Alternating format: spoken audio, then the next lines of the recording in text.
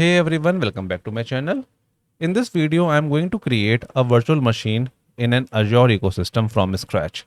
We will understand what is an Azure VM, look at the important configuration options and create a Windows VM, and then we will going to connect it using a remote desktop and then finally clean up the resources. So let's get started. First thing, what is my Azure VM or a virtual machine? An Azure virtual machine is essentially a computer running in an Azure cloud. Just like a physical computer, it has CPU, memory, storage, networking, and an operating system. The difference is that we don't manage the physical hardware. Azure manages the underlying infrastructure while we manage the operating system and the application running inside the VM. And this makes Azure VM as an example of an infra as a service, which is also called as IaaS offering. VMs are useful when we need a more control over the operating system or when we have an application that requires a specific power. Now let's jump back to an Azure portal and discuss how we can create this VM from scratch. So I'm back to my Azure portal and you can see that it gives me a couple of options. In order to create an Azure VM, the very first step is I have to go to the search box and then in the search box, write down Azure Virtual Machine over there. Once you write an Azure Virtual Machine, it will give you services for it. You will click on this particular one and then this Azure portal will navigate you to the specific section which is required to create a virtual machine. From there, you need to click on this create button and clicking on this create button will give you a couple of options. Whether you want to create a virtual machine or you want to create a virtual machine scale set. The scale set is important when you want to create a multiple virtual machine for scaling purpose. But for this particular demo, I would like to go with a single virtual machine only. I'll click on this virtual machine and navigate further. Then it will give me a couple of options which I need to fill in order to create a virtual machine. And the very first part is my basic tab. I have a subscription name as Azure Subscription 1, which is the name of my subscription, which is used for billing purpose. But the real fun starts from here. The next part is my resource group. And the resource group is basically a container which can hold a different services on an Azure ecosystem. The important part of resource group is that you can delete the resource group, and once you delete it, then all the services which are linked to it will be deleted automatically. It's good for costing and management purpose. So for this particular demo, I'm going to create a new resource group. I'll click on this create new and give the resource group name as demo 001. Then I'll proceed further and give a virtual machine name, a name of a virtual machine. So I'll give the virtual machine name as Windows machine and then a region. Technically speaking, I can deploy this virtual machine in practically any part of the geography. I can deploy it into a East US, I can deploy it into a West US, maybe in South America, maybe in Asia Pacific. Whatever the region you want to deploy it, you have to just choose it from there only. And let's say for this particular demo, I want to deploy it in the East US itself. Then the next part is my availability zone. Availability zone is basically a distinct isolated physical location within a cloud provider geographic region. It contains one or more independent data center with their own power, cooling and network system designed to keep the application running if one zone fails. This particular machine, I can deploy it across multiple zones. So I'll simply select availability zone over here and then a self-selected zone, which means that I will deploy it in a simple zone and the zone which I'm going to launch it in a zone 1. In simple terms, which means that even a data center will be failed on my East US region, my application won't be impacted because that is a part of a zone 1 itself. The next is security type, which defines the security feature which is available in the virtual machine. I can select from multiple options like a standard or trusted or confidential. I'll go with a trusted launch virtual machine. And next part is my images. Images means my operating system which I would like to create as a part of this virtual machine. A machine can have a Linux, it can have a Windows, it can have maybe a Debian or some different flavor of Linux. So I will opt for a Windows 11 Pro for this particular one. But you can see all the images by clicking on this see all images option, and this will give you all the available images using which you can create your virtual machine. Okay. Then I'll proceed further and then I'll give the size of it. Now the size depends like what is the configuration which you want to be a part of your virtual machine. I can customize it or I can see the predefined sizes. I'll click on this select all size or see all sizes, and then depending upon my workload, like how much of RAM I want, how much of input output processing speed I want, I can select all of them from this particular series, from this particular list. And depending upon what kind of configuration I am opting for, I have to pay for that particular amount to an Azure. So for example, if I opt for this one, which is my general purpose machine, which consists of my 8 GB of RAM and 2 virtual CPU, I have to pay $186 to Azure every month if I run this virtual machine 24 by 7. Now, don't get afraid about this particular amount. That is the cost per month if you run this virtual machine 24 by 7.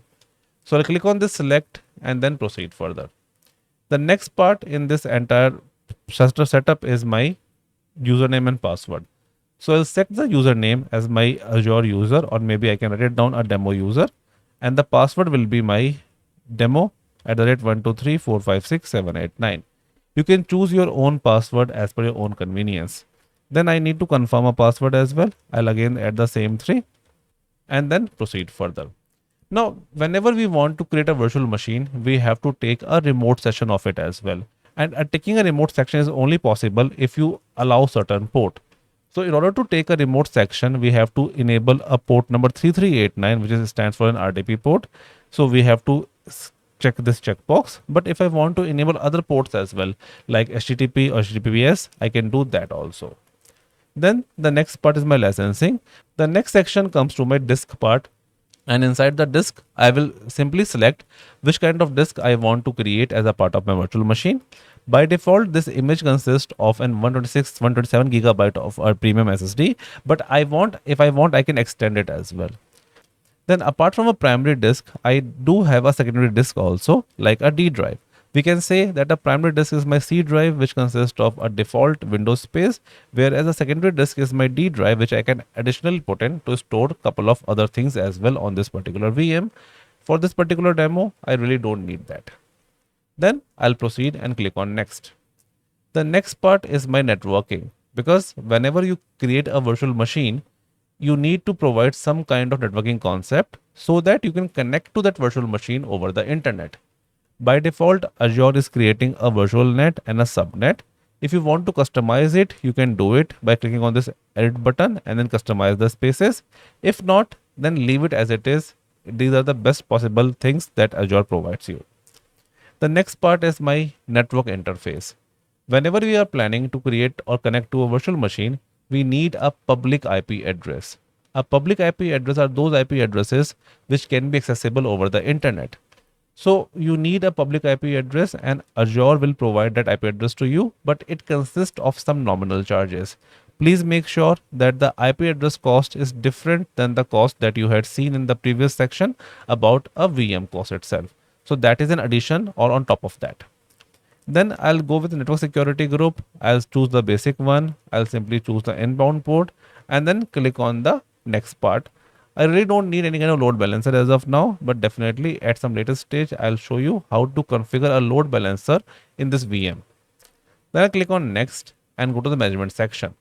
Now I really want some kind of features into my Azure VM, whether I want it to be configured via a Entry ID. So in that case, you will be able to configure and manage the option using an Entry ID. But for this particular demo, will not required. We will log in using username and password. But I want to enable a couple of features.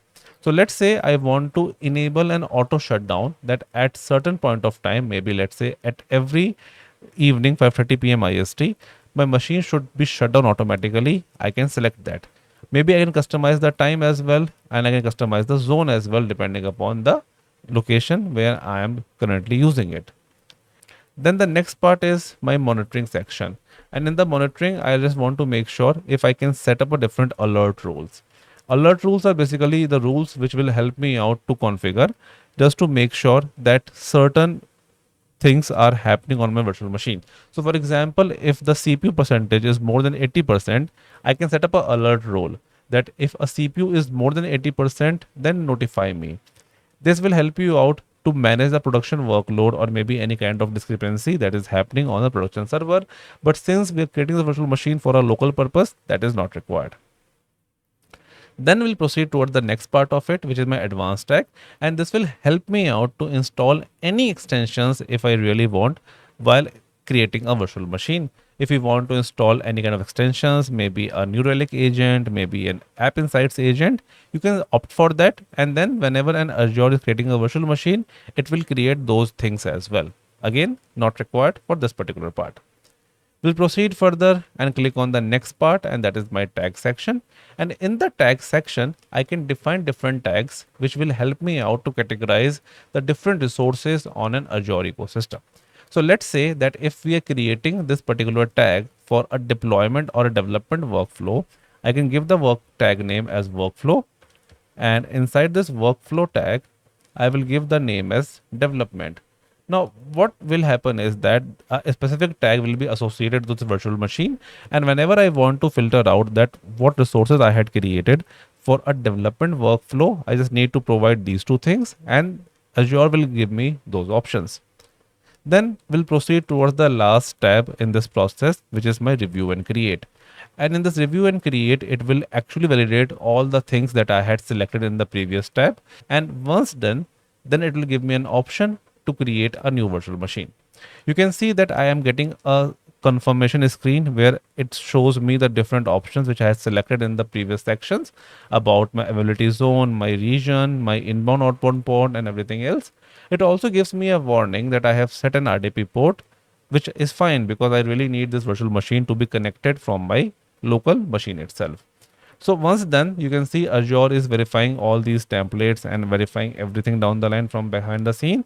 And once that is completed, then I will get an option of create the virtual machine over here, which you can see is enabled right now. I will click on this create and this will give a notification to Azure that a customer wants to deploy this virtual machine over a cloud ecosystem. It will take a couple of seconds.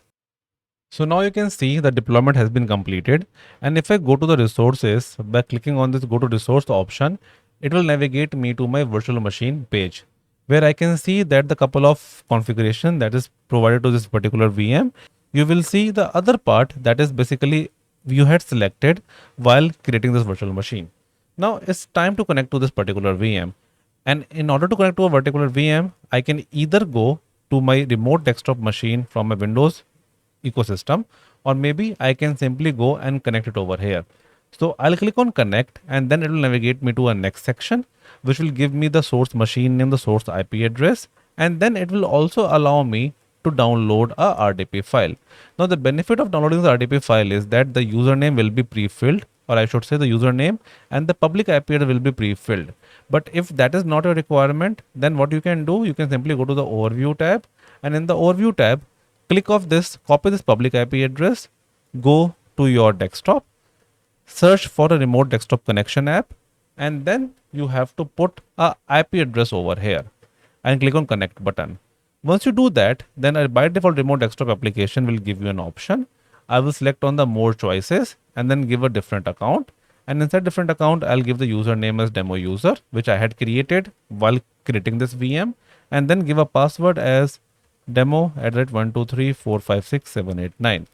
If your password is correct, then a fresh instance with this virtual machine will be set up, and you will notice that you would be able to take an RDP session of that virtual machine. Now, this is my entire machine which is hosted on an Azure ecosystem.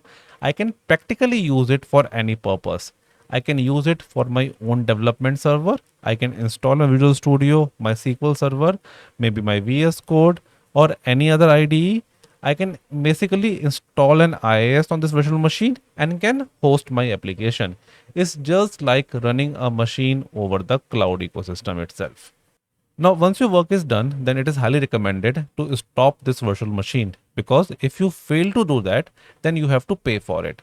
So what I'll do, I'll simply click on this stop button, and this will give a signal to an Azure that a user is basically want to deallocate this particular VM. Now, stopping a virtual machine will again charge you something, but you have to pay for storage account, but not the number of running minutes for this virtual machine. Also, if my work is completed and I really don't need this virtual machine further, please feel free to delete it. And in order to delete a virtual machine, don't delete it from here, because if you delete the virtual machine from here only, it will only delete the virtual machine. But with virtual machine, you had created couple of things. You had created an IP address, you had created a hard disk, So what we have to do is we have to simply go to a resource group, and that we can so first go to the search box and go to your resource group. In this resource group, it will give you a different resources which you have, and the resource group which I had created was demo 001. If I open it up, you will see that these are different services which are associated with resource group. And if I click on this delete resource group, and then if I copy the name of resource group and click and paste it over here, then this will delete all the resources which are associated with the resource group. This is very important step in an Azure ecosystem if you are learning it, if you are doing it for a learning purpose. If you are doing it for production workload, don't do that. But if you're doing it for learning purpose, don't forget to delete the resources which you had created, because if you don't do that, you have to pay that cost to Azure. I'll click on the delete button and then I'll wait for its deletion. It will again take a couple of seconds, but it will be deleted eventually. Now this is all about my Azure Virtual Machine, where we have seen how to create a VM and then how to take an RDP from a local machine to that particular VM. Now this is it for this video, guys. I hope you enjoyed it. Please like, share and subscribe to my YouTube channel. This will really keep me motivated to actually record new videos for you. Thank you.